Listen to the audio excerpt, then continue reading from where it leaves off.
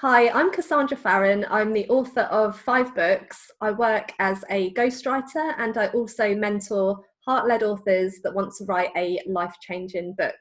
I'm really looking forward to speaking to Jo-Dee and Graham and sharing with you my 5 top tips on how to increase your emotional well-being.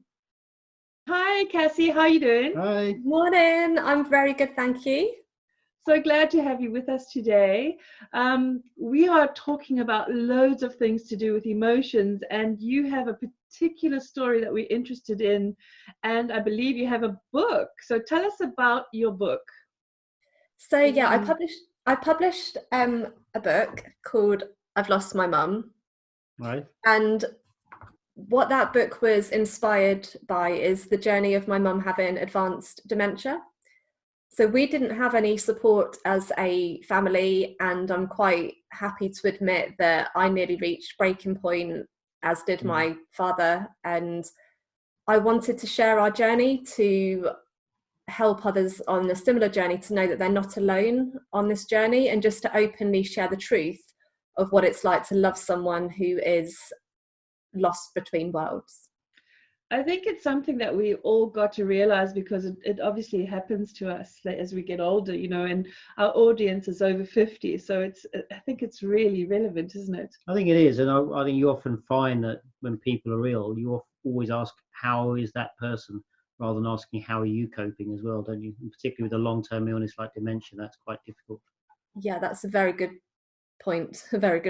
And it's, again, having that awareness of that it affects the whole family and friends as well, of people that have grown up, and that anyone that loves that person, it affects everyone. So that obviously inspired you to write the book. And then what are your main learnings? What have you found as you've written these books about dementia and touched other people's lives, I assume, as well? Yeah, so I'm still on my journey. So my mum is now living in a care home, which was quite devastating in itself. So my mum is still young. She's only 73. She was 68 when she was diagnosed. So for me to have to collect her from her house, watch her say goodbye to my father, and take her to live in the care home was quite a horrific experience. And many people have said to me, but how do you cope? So I've had to develop my own sort of toolbox of coping mechanisms, because I'm a single parent of 2 boys and I run my own business. So actually coping is something that I have to do. I don't really have the opportunity to break down and have 6 months off work. So something that I started doing when I wrote my second book, actually, my second book's called Rule Your World. And something that I started doing around that time was this exercise, I guess, called Rate Your State. Right. And it's something that I've had to implement now just to keep myself as emotionally well as I can. So it's very simple. And what you do, you just pick a number on that scale between 0 to 10. How do you feel in that moment? And there's no right and there's no wrong. But what I found is when you've got that self-awareness of rating your state, you have then got the control to decide, how can I get one number higher? Okay. So if you were to decide I'm at a 5, the idea isn't then to get to a 10. Like, that's just not achievable, not on that same day anyway. So it's just one number higher. And the way that you do this, you just think about one thing that you can do to make yourself feel good. You kind of get the picture. So it's just one thing. Simple things, yeah. Just the little things. Yeah, and it ties in very much with what we were talking about last week on depression, where we were walking around the lighthouse with Jo-Dee and saying to people, just do one thing. And we actually use the example of going and sitting in the garden as well. So I love that. Yes. So it's simple little things, but taking that control back of your thoughts, because I think so often we get carried away with, my mum's in a care home, she doesn't know who I am anymore. I've got to run my business. I need to put on a brave face.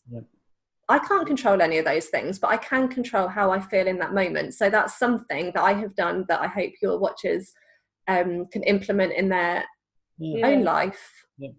And you just try and get one number higher. And if you can get from a 5 to a 6, then you can get from a 6 to a 7 gradually. Really good. If you notice, and just check in with yourself, because sometimes you're feeling like a 2 or a 3, and you're like, well, how did I get here? How did that happen? Life just creeps up on you, doesn't it? So bring that control back into your everyday life and just check in with yourself. Really good tip. Yeah, just that one. Yeah, would that be our tip number 1? That's tip number 1. Yeah. Okay, because I believe you've got 5 tips for us. So what's tip number 2? I have. So my second tip that I'm going to share with you today is to make yourself a priority and not just be an option. Okay. So it kind of follows on from the other tip that I shared with you about rating your state. So I think as women especially, now I'm not just saying just women, but often we are putting everybody as a priority, and then we kind of forget about ourselves, and then we can feel a bit low because our self-esteem has had a bit of a knock-on effect. So I recently started going to Sarok dance lessons, and it's just once a week, but that's one evening that I look forward to, for me, to do something that I feel passionate about. It's doing some exercise, meeting new people, and I've had to sort of make myself go. That's a new habit. It's something, new.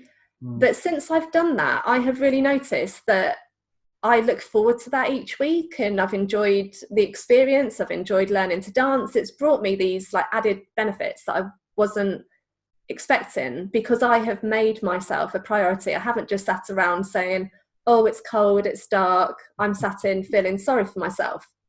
Yeah, and that exercise as well is so good for you and gets you, thinking about other things to change that frame of mind. Hey? Definitely. Yeah. So that's my second tip for you. Make yourself a priority, not just an option. Yeah, it's definitely a good idea. You think what you're saying then is us men make ourselves a priority all the time, and they're very good at that. Sometimes I have envy for men that can do that.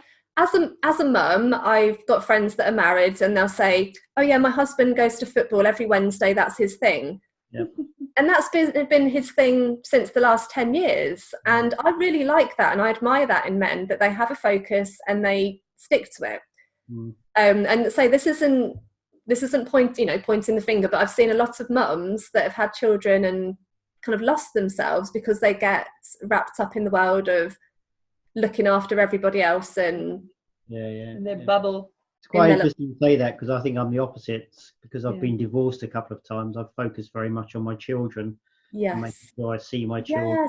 Yes. Yeah. So it absolutely can work for men as well, but both men and women, make yourself the priority. Yeah. Good tip. Yeah.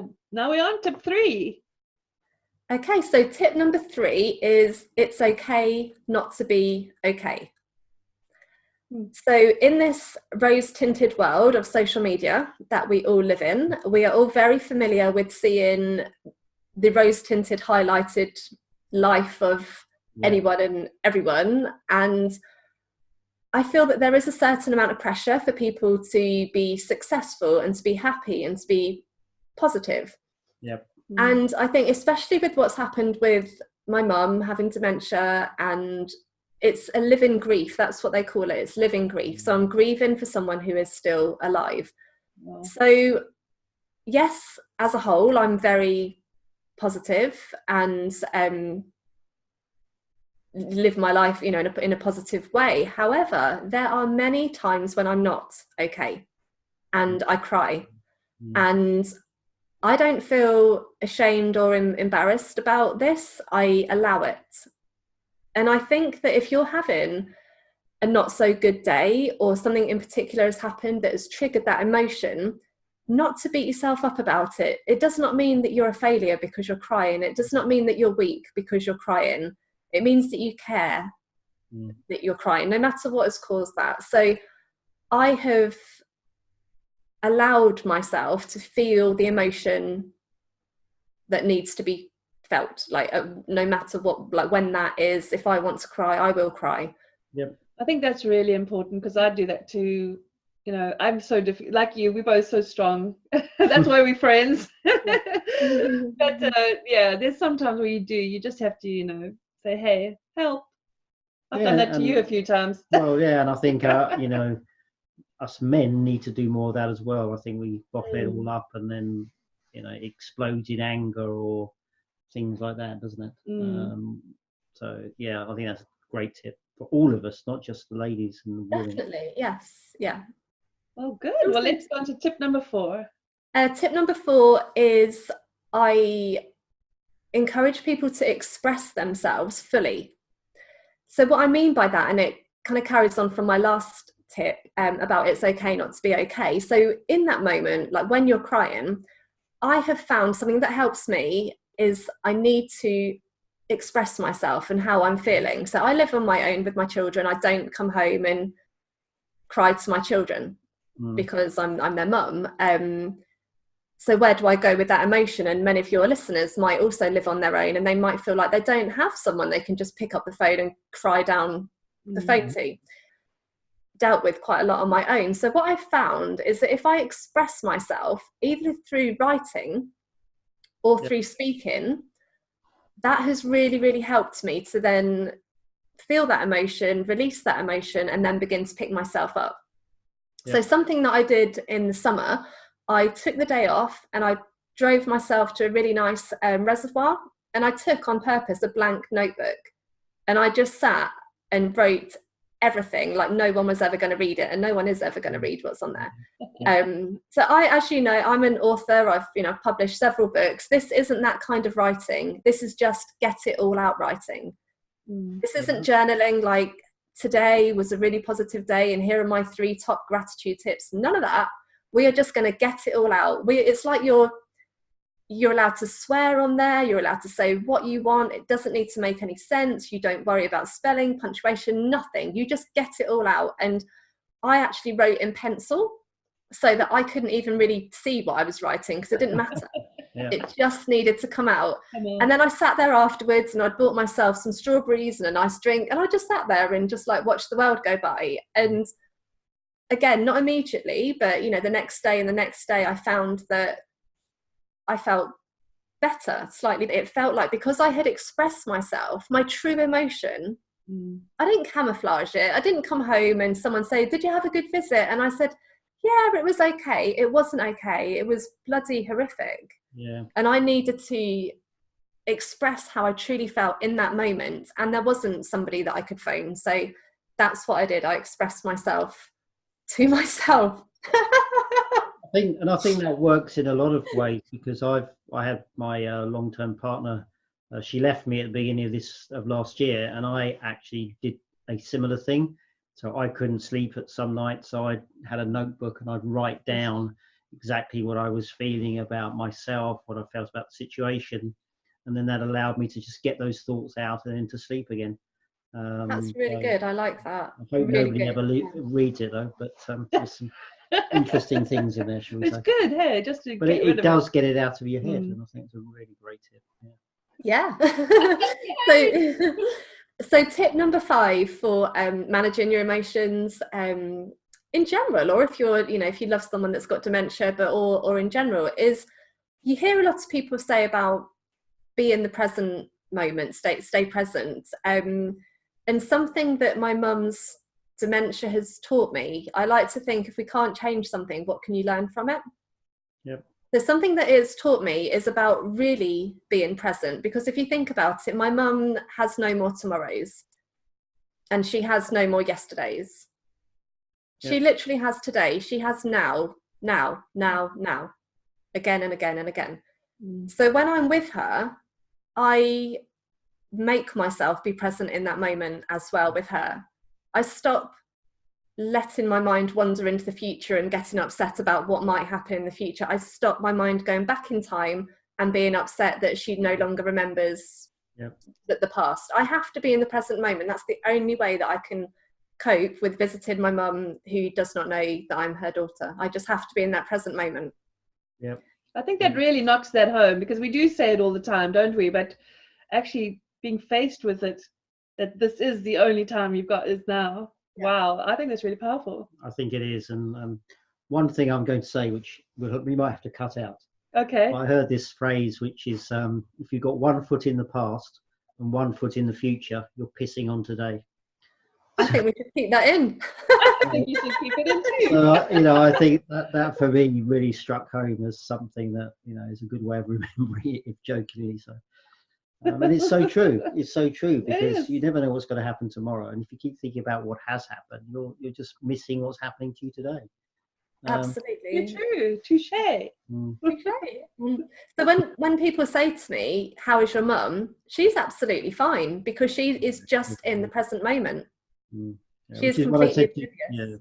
That's what I said to you earlier, isn't it? Nobody thinks about how you are. They should be asking, how are you coping with it? And they often forget the people around that are really struggling with this particular illness. Absolutely. And that is the motivation behind my book, which was incredibly hard to write, because I had to revisit a lot of my past and bring up emotions that I'd kind of just put under the, as we do, we tuck them away and just get on with the present moment. So very, very challenging to write that book. But what has been so beautiful is getting feedback from other people who are going through something similar and saying, thank you for writing so honestly. I now feel it's okay to feel this way.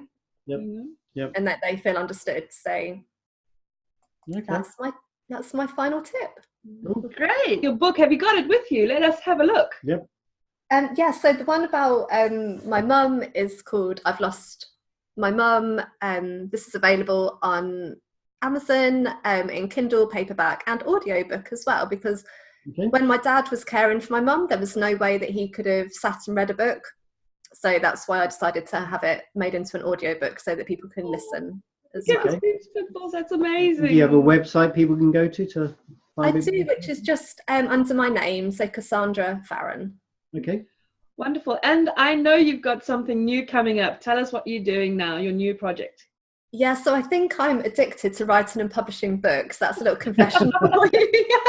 Well, if you're good at it, why not? So book number 5 here's a worldwide preview, because it's not even published yet. It's called The Girls Who Refuse to Quit. So Jo-Dee is aware. My first book about my life is called The Girl Who Refused to Quit. Right. So this is The Girls Who Refuse to Quit, because what I have put together is 14. I've worked with 14 inspirational women who have each shared a journey of how they've overcome adversity against all the odds, and they now want to make a difference with their story. So I've been able to allow these other women to have their voice, to share their story, to empower other women. So we want to encourage meaningful conversations that kind of put a silence to mental health. We want people to start talking, and the initial reviews that we've had on this book have been incredible, and we'll be publishing it on the 6th of February. Amazing. Fantastic. Well, we talk a lot about emotional health and mental health because it has a lot to do with what we're doing with our book, with our app coming up. Yep. So very excited. Yeah, that's great. Well, I hope it does well for you. Thank you very much for having me on your show. You're most welcome. Thank you for being with us. Yeah, and thank you for your time today. It's been really inspirational for me as well. It has. Yeah, that's great. Thank you. Okay. Thank you.